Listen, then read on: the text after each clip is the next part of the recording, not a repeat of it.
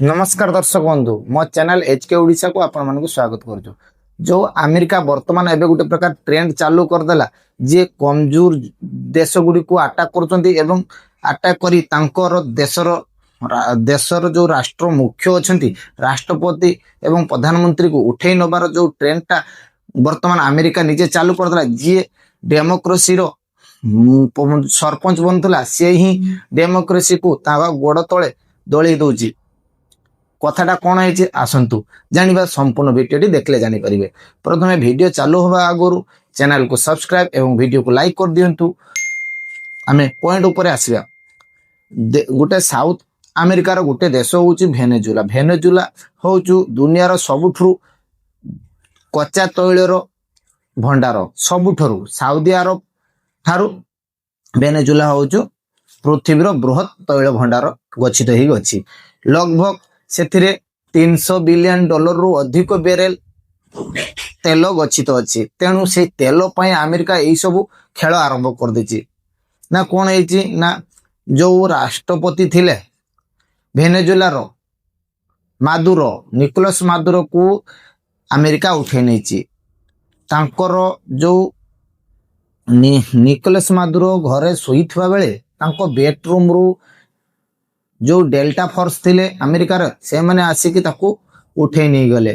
Fast अमेरिकार जो air force एवं नेवी प्रथमे वेनेजुलार जो तांकर राजधानी थिला तार विभिन्न सामरिक घाटी को उड़ाई देले एवं अटैक कला परे वेनेजुलार राष्ट्रपति को उठे नहीं गले एवं वेनेजुलार राष्ट्रपति शोइतवा बेले तांको बेडरूम रु ताको उठे नहीं गले एवं ताको सहित तांको स्त्री को मध्य उठे नहीं गले। एटा गोटे प्रकार दुनिया रे माने जो गुंडागिरी कुआ जायनी गुंडा करदे आरंभ कर देचंती अमेरिकार राष्ट्रपति डोनाल्ड ट्रम्प। डोनाल्ड ट्रम्प गोटे प्रकार जाको को जायनी जे पागल भलिया केतेबेले कोन कहूची केही जानेनी किंतु जेमिति मुंड खराब हे गेले जेमिति काम करे लोक भाबंती डोनाल्ड ट्रम्प टिके तेढ़ा अछि मुंड छिटाल थी किंतु प्रकृतर से नुहे ताकू सामना रखी तांकर जो सीआईए अच्छी ताकू से सब काम करूचु। तेणु डोनाल्ड ट्रम्प गोटे प्रकार जो छोट छोट देश अच्छी तांको मध्य डर भय सृष्टि कर देछि गोटे माहौल खराब कर देछि दुनिया रे। कहीं ना जदि डोनाल्ड ट्रम्प जदि वेनेजुलार राष्ट्रपति मादुरो को उठे पारिला ताने काली चीन ताइवान राष्ट्रपति को उठे पारे एवं ताइवान को कब्जा करि पारे सेते बेले अमेरिका किछि कहि परिबोनी कहीं ना अमेरिका जेहेतु ये ट्रेंड टा चालू कर देछि से भलिया जदि रूसिया चाहिबो पुतिन चाहिबो ताहाने यूक्रेन राष्ट्रपति जेलेंस्की को उठाई पारे एवं जदि कहीं तो एबे भारत रे कहिबा आरंभ कर दिसलेनी जे बळी बांग्लादेश गोटे छुटिया देश होई से जेमिति भारत को आखि देखौछि एवं भारत विरोधी स्लोगान एवं विभिन्न योजनाबद्ध करुछि के भावुची भारतर जो माने एमती काम कर ताको भी उठे नहीं पार आने कहीं ना भारत आगर तो बांग्लादेश टेकिब ना से एमती कथा कहवा आरंभ हो गलानी। किंतु गोटे प्रकार जे डेमोक्रेसी रो चैंपियन अमेरिका से निजे जे कहती जे ऑटोक्रेसी दरकार नहीं कम्युनिस्ट सरकार दरकार नहीं डेमोक्रेसी ही भल से समस्त को वर्ल्ड रे जति देश अच्छी समस्त को से डेमोक्रेसी रो पाठ पढ़ाए किंतु से निज ही ता गोड़ तले ताकू चपेकी मारिदेले डेमोक्रेसी चैंपियन बनुथवा अमेरिका। सेमिति ही हला वेनेजुलार राष्ट्रपति मादुरो को उठाई नहीं जे इलेक्टेड राष्ट्रपति थिले जे कि लोक माने भोट दे ताकू राष्ट्रपति करथिले ताकू ही उठेई नेले। तेणु एटा आउ कौन सी सभ्य समाज रे आउ ए लुचिकी रहिला नाही। जो देश जोटी जातिसंघ अच्छी एवं जो पुराना डेमोक्रेसी बोली अमेरिका निजको कहे से ही निजे ता गोड़ तले ये सब चपई देला कौन पाई ना जो तेल मु आगुरी कहूली से तेल पाई कहीं ना ना सबु देश जेतिकी देश सबू अच्छी वर्ल्ड रे से सबू जेतिकी बेपार करती से डॉलर नहीं नबा आनिया करती जदि भारत कौन सी देश को जिनिस बिके ताने डॉलर देकी बिके जदि भारत कौन सी देश पाखु तेल किने ताने डॉलर रे किने से भलिया जेलेंस हमर जो ଭେନେଜୁଲାର ରାଷ୍ଟ୍ରପତି ମାଦୁରୋ ସିଏ କଣ କରୁଥିଲା ନା ଚାଇନାକୁ ଏବଂ ରୁଷିଆକୁ ଧୀରେ ଧୀରେ ତା ପଟକୁ ଯାଇ ତାଙ୍କୁ ତେଲ ବିକୁଥିଲେ। ବିଶେଷ କରି ଚାଇନାର ବହୁତ ପ୍ରୋଜେକ୍ଟ ଭେନେଜୁଲାର ଚାଲିଥିଲା ଏବଂ ସବୁଠାରୁ ବେଶୀ ତେଲ ଚାଇନାକୁ ବିକୁଥିଲେ। ଚାଇନା ଗୋଟେ ପ୍ରକାର ସେ ୟାନ ଯୋଉ ଚାଇନିଜ କରେନ୍ସି ଅଛି ସେଇ କରେନ୍ସିରେ ତେଲ ବିକୁଥିଲେ। ତେଣୁ ସେ ଜାଣିପାରିଲା ଯେ ଧୀରେ ଧୀରେ ଡଲାର ୱିକ୍ ହେଇଯିବ ଏବଂ ଡଲାରର ପ୍ରଭୁତ୍ୱ ରହିବ ନାହିଁ। ସେଥିପାଇଁ ତାର ପ୍ରଭାବ ପଢେଇବା ପାଇଁ ସେ ଗୋଟେ ପ୍ରକାର ଦୁନିଆକୁ ଡରାଇବାକୁ ଲଗି ପଡିଛି ଏବଂ ଭେନେଜୁଲାର ରାଷ୍ଟ୍ରପତିକୁ ଉଠେଇ ନେଲା ଏବଂ ଉଠେଇ ନେଇକି ତାକୁ ଯେଭଳି ଭାବରେ ଜଣେ ରାଷ୍ଟ୍ରର ମୁଖ୍ୟ ଏବଂ ରାଷ୍ଟ୍ରପତିକୁ ହାତ କଡ଼ି ହାତରେ ପକେଇ ଆଖିରେ ପଟି ବାନ୍ଧି ଯେମିତି ଉଠେଇ ନେଇଗଲା ଶୋଇଲା ବେଳେ ବେଡରୁମରୁ। ତେଣୁ ଆଜିକା ଦୁନିଆର ଗୋଟିଏ କଥା ତ ସତ, ଯାହା ପାଖରେ ଶକ୍ତି ଅଛି ସେ ସବୁ କିଛି କରିପାରିବ। ତେଣୁ ନିଜ ଦେଶକୁ ବଞ୍ଚାଇବା ପାଇଁ ଆଗେ ନିଜ ଦେଶକୁ ଆର୍ମି ଏବଂ ଶକ୍ତିଶାଳୀ କରିବାକୁ ପଡିବ। ତେଣୁ ଯଦି ଭେନେଜୁଲା ଏବଂ ୟୁକ୍ରେନ ଭଳିଆ ଯଦି କମଜୋର ଦେଶ ହବ ତାହେଲେ ବଡ ବଡ ଦେଶ ସବୁ ଆଟାକ କରିପାରେ। ତେଣୁ ନିଜ ଦେଶକୁ ଆଗକୁ ବଢିବା ସହିତ ଏବଂ ମିଲିଟାରୀ ବି ଆଗକୁ ନେବା ଦରକାର। କାହିଁକି ନା ଏଇ ଟ୍ରମ୍ପ ଭଳିଆ ଯେମିତି ପାଗଳ ଲୋକ ସବୁ ରାଷ୍ଟ୍ରପତି ଦେଶର ମୁଖ୍ୟ ହେଇଯାନ୍ତି ସେମାନେ ଯେକୌଣସି ମୁହୂର୍ତ୍ତରେ କିଛି ବି କରିପାରେ। ତେଣୁ ଯୋଉ ଟ୍ରମ୍ପ ଭାରତକୁ 25% ଟେରିଫ ଲଗେଇଛନ୍ତି, ରୁଷିଆ ପାଖରୁ ଭାରତ ତେଲ ଯୋଉ କିଣୁଥିଲା ତାପରେ ବି ଏବେ ଭାରତକୁ ଧମକ ଦଉଛି ଟ୍ରମ୍ପ କହୁଛି ଯେ ମୋଦିକୁ ବର୍ତ୍ତମାନ ଟ୍ରମ୍ପକୁ ଖୁସି କରିବାକୁ ପଡିବ, ତା ପାଇଁ ରୁଷିଆ ପାଖରୁ ତେଲ କିଣିବା ବନ୍ଦ କରିବାକୁ ପଡିବ।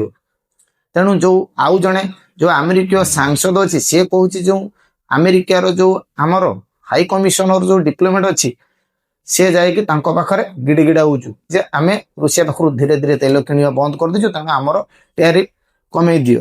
ତେଣୁ ସେ ଖୋଲେଆମ ଏ ପ୍ରକାର ଗୋଟେ ଭାରତକୁ ଅପମାନ କରୁଛି। ଯୋଉ ଅପମାନିତ କରିବା ଭଳିଆ କଥା କହୁଛି। ଗୋଟେ ପ୍ରକାର ଭାରତର ଯୋଉ ବିଦେଶ ମନ୍ତ୍ରୀ ଅଛି ଏସ୍ ଜୟଶଙ୍କର ଏବଂ ଭାରତର ପ୍ରଧାନମନ୍ତ୍ରୀ ଏମାନେ ବର୍ତ୍ତମାନ ମୁହଁ ଖୋଲିବା ବନ୍ଦ କରିଦେଇଛନ୍ତି।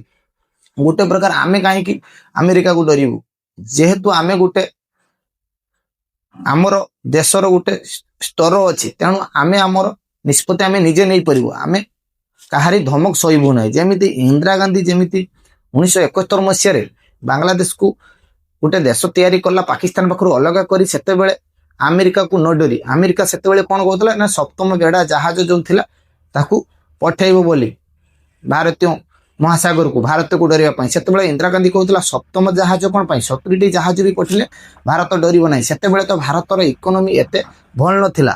ଆଜି ତ ଭାରତ ଦୁନିଆର ସବୁଠୁ ଚତୁର୍ଥ ଇକୋନୋମି ହେଇଯାଇଛି ଏବଂ ଭାରତର ମିଲିଟାରୀ କ୍ୟାପାସିଟି ବି ବଢିଛି।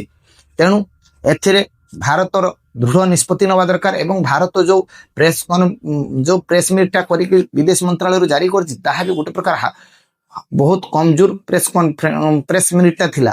ତା ତୁଳନାରେ ଯୋଉମାନେ ଆମେରିକାର ବନ୍ଧୁ ଅଛି, ଯୋଉମାନେ ୟୁକେ ସିଙ୍ଗାପୁର, ଏମାନେ ଆମେରିକାକୁ କଡା ଶବ୍ଦରେ ଆଲୋଚନା କରିଛନ୍ତି। ତେଣୁ ଜଣେ ରାଷ୍ଟ୍ରପତିକୁ କିମ୍ବା ପ୍ରଧାନମନ୍ତ୍ରୀକୁ ଯଦି ଉଠେଇ ନେଇଯାଉଛି ଗୁଣ୍ଡାଗିରି ଭଳିଆ ଏବଂ ତମ ପାଖରେ ପାୱାର ଅଛି ବୋଲି ତମେ କ୍ଷମତା ରହି ସବୁକିଛି ଜଣେ ଦେଶକୁ ଛୋଟିଆ ଦେଶ ତାହେଲେ କଣ କରିବ? ତେଣୁ ଏଟା ସମ୍ପୂର୍ଣ୍ଣ ଭୁଲ। ହଁ, ପୁଣି ତାକୁ ଭେନେଜୁଲାର ଯୋଉ ରାଷ୍ଟ୍ରପତି ମାଦୁରୋକୁ ଉଠେଇ ନେଇଗଲା ପରେ ସେ ନ୍ୟୁୟର୍କର ଗୋଟେ ବିଶେଷ କୋର୍ଟରେ ତାକୁ ସ୍ଥାପିତ କଲେ ଏବଂ ଯୋଉ ମାଦୁରୋକୁ ନେଇକି ସେଠି କୋର୍ଟକୁ ନେଇଗଲା ପରେ ସେ କୋର୍ଟରେ ତାକୁ ଯେମିତି ନେଇଗଲା ଗୋଟେ ପ୍ରକାର ଗୋଡରେ ବେଡି ପକେଇକି ହାତରେ ବେଡି ପକେଇକି ତାକୁ ଡରଉଛି। କଣ ପାଇଁ? ମାଦୁରୋକୁ ଫସେଇଲେ ଆମେରିକା ନା ଯୋଉ ନାର୍କୋ ଟେରରିଜମ କଣ ନା ଡ୍ରଗ୍ସ କାରବାର ନେଇକି ସେଇନେ ଫସିଛି। ଯେ କହୁଛି ଯେ ଭେନେଜୁଲା ଆମେରିକାକୁ ଡ୍ରଗ୍ସ ସପ୍ଲାଇ କରୁଛୁ, ତା ଦ୍ୱାରା ଆମେରିକାର ନିଶାରେ ସବୁଆଡେ ଗୋଟେ କାରବାର ହଉଛି। ସେଥିପାଇଁ ତାକୁ ଭେନେଜୁଲାର ରାଷ୍ଟ୍ରପତିକୁ ଏମାନେ ଉଠେଇ ଆଣିଛନ୍ତି କିଏ? ଆମେରିକାର। ତେଣୁ ଏଟା ନୁହେଁ, ଇଏ ଗୋଟେ କଥା ହେଲା। ଯେତେବେଳେ ଆମେରିକା ସହିତ ଭେନେଜୁଲାର ଦିନେ ବନ୍ଧୁତ୍ୱ ଥିଲା ସେତେବେଳେ ଭଲ ଥିଲା। ସେତେବେଳେ ଆମେରିକାର ଯେତିକି ବଡ ବଡ କମ୍ପାନୀ ଅଛି, ତେଲ କମ୍ପାନୀ, ସେମାନେ ଯାଇକି ସେଠି ତେଲ ବାହାର କରି ତାକୁ ଶୁଦ୍ଧ କରିକି ବଜାରରେ ବିକୁଥିଲେ। କିନ୍ତୁ ଯେତେବେଳେ ସେଠାରେ ଭେନେଜୁଲାର ଯୋଉ ରାଷ୍ଟ୍ରପତି ବନିଲେ ମାଦୁରୋ ଆଗରୁ ଆଉ ଜଣେ, ସେ ଏଇ ନୀତିକୁ ଆସିଲେ, ତାପରେ ତାକୁ ଆଗକୁ ବଢେଇଲେ ମାଦୁରୋ। ସେତେବେଳେ ସେ ଧୀରେ ଧୀରେ କଣ କଲା ନା ତାର ନିଷ୍ପତ୍ତି ତାଙ୍କ ଦେଶର କାହାକୁ କେମିତି ଖୋଲା ବଜାରରେ ତେଲ ବିକିବାକୁ ଆରମ୍ଭ କଲେ।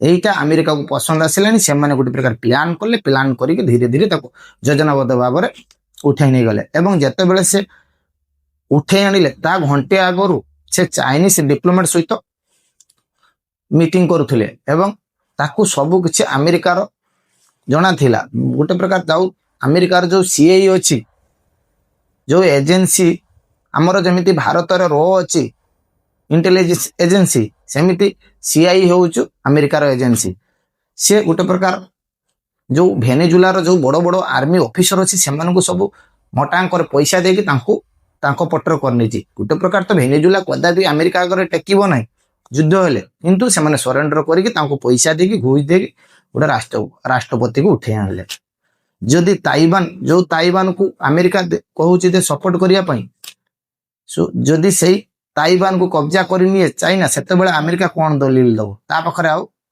किछि दलील दबार सेमिति पॉइंट रहिबो नाही ये हला कथा जदि मो वीडियोटी आपण मानको भल लागथाय ताने वीडियोटी को लाइक करिवे मो चैनल को सब्सक्राइब करिवे रहिली जय जगन्नाथ।